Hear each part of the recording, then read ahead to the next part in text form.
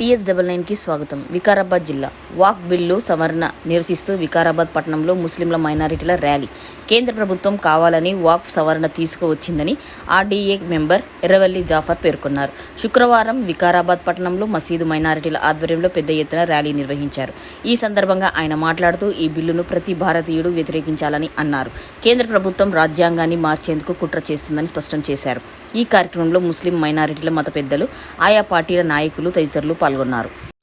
ठेला बंडी लगा रहे हैं, हर एक माल बेच रहे हैं, लेकिन जो वारिस की प्रॉपर्टी जो खा रहे हैं, इंटीलिया ले लो, अंबानी का घर, विंडसर मनोहर होटल ले लो, 650 करोड़ की प्रॉपर्टी है। यहाँ पे जिम बुलारेली स्वीट्स की बिल्डिंग ले लो, global educational society Madina building ले लो, ये कितने भी लाखों हजारों अरबों एकड़ की प्रॉपर्टी आज की तारीख में गैर लोगों के पास है। गैर लोग एंजॉयमेंट कर रहे हैं। ये गैर लोगों को रेगुलराइज करने के लिए, गैर लोगों को ये जमीन देने के लिए वक्फ की प्रॉपर्टी में बदलाव लाया गया है और वक्फ बोर्ड काउंसिल में दूसरे कौम वालों को शामिल कराने की कोशिश करती है। मैं सुप्रीम कोर्ट के जो भी उनका फैसला है मैं आदर करता हूँ, क्योंकि हमको कोर्ट फाइनल है। कोर्ट जो बोला हमको वो करना है, क्योंकि आज की तारीख तक कोर्ट हमारे पक्ष में है, हमारे साथ में है। कल हो भी सकता, नहीं हो भी सकता। इसीलिए हमको एजुकेशन जो है कॉन्स्टिट्यूशन के रूप में संविधान जो रास्ता हमको बताया है वही रास्ता। मैं दूर की बात नहीं करता हूँ। यही विकाराबाद नासनपल्ली नाम का एक गांव है, बगल में एक 10-15 किलोमीटर में, वहाँ हजरत हसन बसरी की एक दरगाह है। 38 एकड़ 16 गुंठे जमीन आज भी मैं गजिट में लेके आया हूँ। 38 एकड़ 16 गुंठे जमीन फॉरेस्ट वालों ने कब्जा करके सिर्फ चिल्ला बचाया है। वहाँ पे आप कभी जाके टूरिस्ट होता है, देखिए ऐसी जमीनें विकाराबाद में तकरीबन 216 एकड़ जमीन है। सिर्फ विकाराबाद की बात कर रहा हूँ मेरे भाइयों में। इसीलिए हमको इसको बचाना है। वो हजरत हसन बसरी दरगाह की जमीन को भी हम छुड़ाना है। 38 एकड़ को तो मामूली बात नहीं है। आज की तारीख में मार्केट वैल्यू 25 करोड़ है। अगर वहाँ पे 25 करोड़ की प्रॉपर्टी मुसलमानों की है,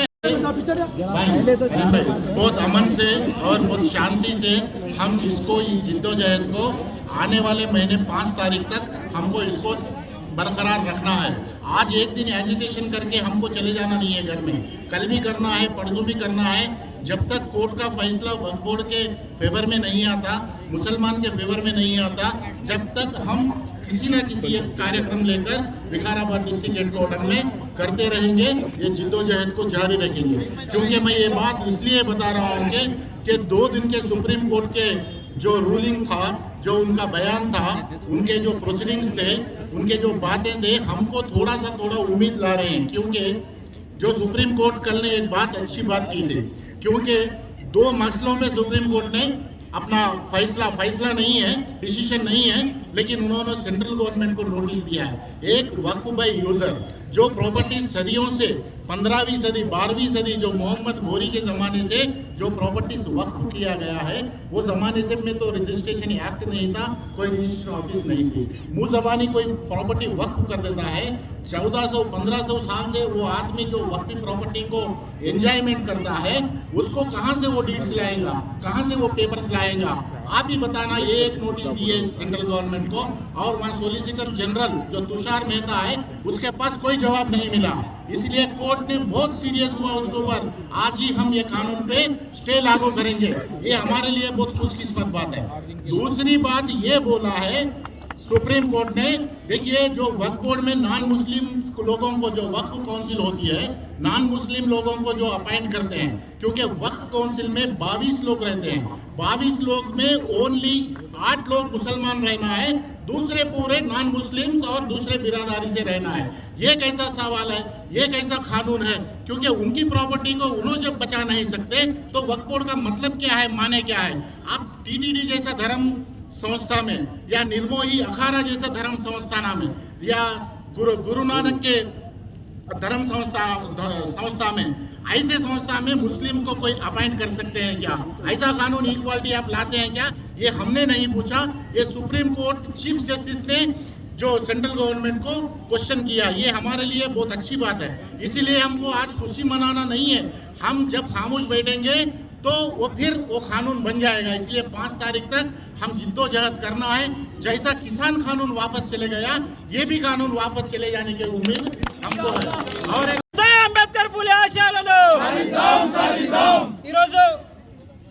దేశంలో 10 సంవత్సరాలు ఏలుతున్నటువంటి బీజేపీ ప్రభుత్వము దేశంలో ఒక క్షణం కూడా పరిపాలించే అర్హత లేదని కూడా ఈరోజు నేను సిపిఎం పార్టీగా ఈరోజు అందరికీ నేను విన్నవిస్తా ఉన్నా.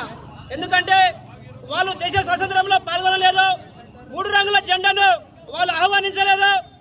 వాళ్ళు 2002 వరకు కూడా వాళ్ళ నాగపూర్లో ఉన్నటువంటి ఆర్ఎస్ఎస్ ఆఫీస్ మీద 2002 వరకు కూడా వాళ్ళ 3 రంగుల జెండా లేదు. అంటే ఈరోజు భగత్ సింగ్ను ఈరోజు ఉరిదీసిన వాళ్ళు, ఈరోజు గాంధీని చంపిన గాడ్సే వారసులు అందరూ కూడా ఈరోజు భారత రాజ్యాంగం వచ్చిన తర్వాత 75 ఏళ్ళు గడుస్తూ ఉంది భారత రాజ్యాంగం వచ్చి. అంతకన్నా ముందు కూడా వక్ఫ్ బోర్డు ఉంది మనకు అందరు కూడా. అట్లాగా ఈ రోజు కూడా దేవాదాయ శాఖలు ఉన్నాయి. కానీ ఏ రోజు కూడా ముస్లిం మైనారిటీలు కూడా ఇతర వ్యక్తులు కూడా ఎక్కడ కూడా ఈ దేవాలయాల్లో ఉన్నటువంటి ఆట అడగలేదు, ఎవరు కూడా ఆస్తులు అడగలేదు, అంతస్తులు అడగలేదు. కానీ ఈ రోజు బీజేపీ ప్రభుత్వం రాకముందు కూడా మనకు 1995లో చట్టం వచ్చింది, మనకు వక్ఫ్ బోర్డు చట్టం వచ్చింది. ఆ తర్వాత 2013లో అది ఒక చట్టంగా రూపొందింది. ఈ రోజు ఎన్ఆర్జీఎస్ కానీ ఐటీఐ చట్టం కానీ ఈ రోజు ఎట్లా వచ్చిందో ఆ రకంగా ఈ రోజు మనకు వక్ఫ్ బోర్డు చట్టం వచ్చింది. దాంట్లో ఏమున్నది, నాకు ఈ రోజు నేను ముస్లిం అయినా మైనారిటీ అయినా ఎవరైనా ఏదైనా నాకు ఎవరికైనా దానం చేయాలనుకుంటే నేను వాళ్ళకు భూమి ఇస్తే ఏదైనా ఇస్తే వాళ్ళ సొత్తు అవుతుంది. అలాగే ఎవరైనా నాకు ఇష్టం లేకపోతే వాళ్ళకి ఇవ్వచ్చు. కానీ ఈ రోజు చట్టం తీసుకొచ్చి నేను చెప్తాను, చట్టం ఏం చెప్తుందంటే ఈ రోజు వక్ఫ్ బోర్డు చట్టంలో కూడా ఎవరైనా బయటలో పెడతారంట. ఎవడ కోసం అని అడుగుతా ఉన్నాం. మేమందరూ కూడా ప్రాణాలు దారబోసి భగత్ సింగ్ లాంటాలు, అంబేద్కర్ లాంటాలు, గాంధీ లాంటాలు ఈరోజు చాలా మంది రక్తం దారబోసారు. ఈరోజు బ్రిటిష్ ఈరోజు కేంద్రం తీసుకొచ్చినటువంటి వక్ఫ్ బోర్డు బిల్లుకి సంబంధించిన ఇప్పటిదాకా చాలా మంది కూడా మాట్లాడినారు. మాకు సంబంధించి కాంగ్రెస్ పార్టీగా ఒకటి హెచ్చరిక చేస్తున్నాం, ఏంటంటే నరేంద్ర మోడీ గారు చేసినటువంటి దుర్మార్గాన్ని ఈ దేశ ప్రజలు ఎవరు క్షమిస్తలేరు. నరేంద్ర మోడీకి ఏమన్నా ఇంకిత జ్ఞానం ఉంటే వక్ఫ్ బోర్డు బిల్లు దగ్గరికి రావడానికి అవకాశం లేదు, రావద్దు కూడా. భారత రాజ్యాంగంలో పొందపరిచిండ్రు. ఎవరి మతానికి సంబంధించిన ఆ బోర్డు వాళ్ళే పరిగణించాలి, వారి పరిధిలో ఉండాలి, వాళ్ళే అందులో ఉండాలని చెప్పి కూడా రాజ్యాంగంలో పొందపరిచిండ్రు. నీకు ఏమైందన్న సిగ్గుందా నరేంద్ర మోడీ? ఈరోజు ముస్లిం మైనారిటీల మీద భారతదేశం లౌకిక దేశం ఉన్నది. ఇది భారతదేశం లౌకిక దేశంలో మతాలు కులాలకు అతీతంగా భారత పౌరులు బతుకుతున్నారు. ఈరోజు నీ కన్నంతా ఇక్కడ ముస్లింలు, దళితులు, బీదోలు ఎవరు బతుకొద్దా దేశంలో? నీ ఒకడే బతకాలనా? నీ ఒక్క ఆర్ఎస్ఎస్ బీజేపీ బతకాలనా భారతదేశంలో అని చెప్పి సందర్భంగా హెచ్చరిక చేస్తా ఉన్నాం. ఈ భారతదేశంలో క్రిస్టియన్లు, ముస్లింలు, దళితులు, బీసీలు అందరూ ఉన్నారు. నీ ఒక్క ఆర్ఎస్ఎస్ బ్రాహ్మణులే లేరు. ఈరోజు ఈ వక్ఫ్ బోర్డు బిల్లుకు సంబంధించిన 5వ తారీఖు వరకు సుప్రీంకోర్టు ఒక తీర్పిచ్చింది. 5వ తారీఖు రోజే